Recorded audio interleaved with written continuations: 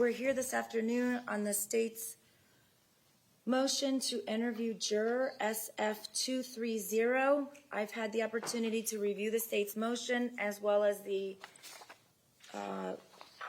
defense response. Before we get into it, there is another matter that I need to place on the record. Yesterday, after the verdict was read and after I left the bench to go back to my office, the bailiffs advised me that there were two jurors that wanted to speak to me, Ms. Kunha and Mr. Binbao. I, of course, told them that that's not appropriate. I cannot speak to a juror. Then Mr. Binbao asked if there was a complaint form that he could fill out. And my answer was no. And I didn't think any more of it because I had no idea what he would be complaining about. I didn't foresee that it was something about the trial. I thought maybe he was upset about, I don't know, parking or having to wait so long. I wasn't really sure.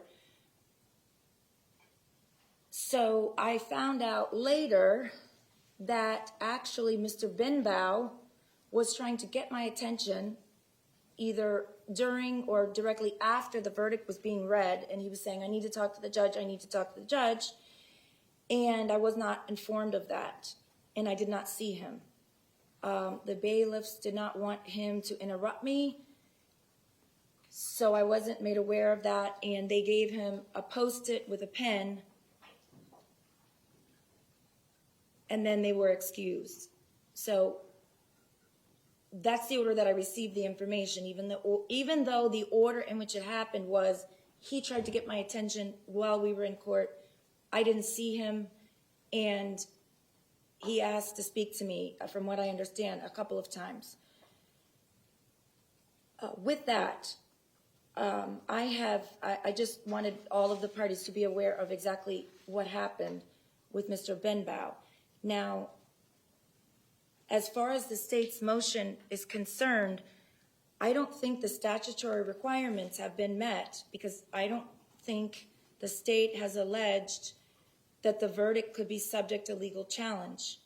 However, if there was a crime that was potentially committed in the Broward County Courthouse in the jury room, I think that if the sheriff were to look into it, that would be entirely appropriate under the circumstances. Yes, Your Honor. May I address the court? Sure. Good afternoon. First of all, Your Honor, the reason the state filed the motion is that we are not seeking to set aside the verdict. Okay. This motion was filed for safety reasons. Okay. We do not have an ulterior motive, so I want to put everyone's concerns aside. However, an allegation by a juror where they leave a message that they have received what they have perceived to be a threat from a fellow juror in the jury room cannot be ignored. This is a safety issue. I repeat, we are not trying to set aside the verdict, but a prosecutor cannot ignore a phone call that a threat has been made and that the person is frightened. And the reason I use the word frightened is that the support staff member who took the call said that the person who left the message was upset and then said that they seemed frightened. I did not put that in our pleading because I did not want to editorialize on the information, on the message that was conveyed. I tried to keep it factual. But if a crime was committed in the jury room, and we do not know that, and it may be nothing, but it may be something, there is no immunity for a crime that could have occurred in a jury room. The fact that it happened in a jury room does not confer immunity on what crime could have been committed back there. And it needs to be looked into. Now, the fact that they came to us, we would normally be able to, have an investigator talk to someone who makes a complaint to us. She's asked that we return the phone call. We know we cannot do that. And that the only vehicle to bring this to the courts and the party's attention is to file this motion. And we have asked an uninterested party, which would be law enforcement, to speak to the juror.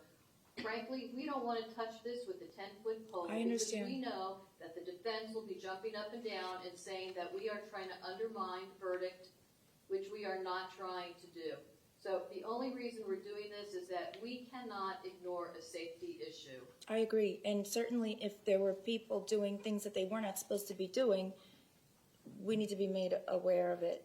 Not that it's going to change the outcome, but certainly that shouldn't happen, and people shouldn't be hesitant to serve on juries in the future if they hear that jurors are not required to exhibit appropriate behavior during the deliberations. And I would like to just put something else on the record too, Your Honor, just to dispel any speculation, and this will all be made part of the conversation on headphones, that the juror who left the message is not the same juror who left you a note which was made a part of the court file. It's a different juror. And it's not Mr. Benbow. I mean, their names are public record, which is why I'm using them now. It is not Mr. Benbow. Okay. And it is not the juror whose name, whose note was made part of the court file yesterday. It's a different juror. Okay. I mean, I don't really think there's anything else to discuss. The sheriff's office has jurisdiction. They've been made aware of the situation, and they can do or not do with this. I mean, I'm not going to order them to investigate it, but I think that certainly if that's a matter that they feel is appropriate for a investigation, that's what they should do. Your Honor, will you give us permission, if it was a phone message, permission to turn over the name to the court so that you can turn it over to law enforcement? Absolutely. You want to do that on headphones, or we can give it directly? Why don't you give it directly? I know that there is Sergeant, I called him Lieutenant the other day. He's so professional that I gave him a promotion. Sergeant Hendricks is here, and I'm sure he's our point person, that he'd be happy to receive the information and pass it along. You know, we call him Jason. Okay. All right. Thank you. We're in recess. Thank you, Your Honor.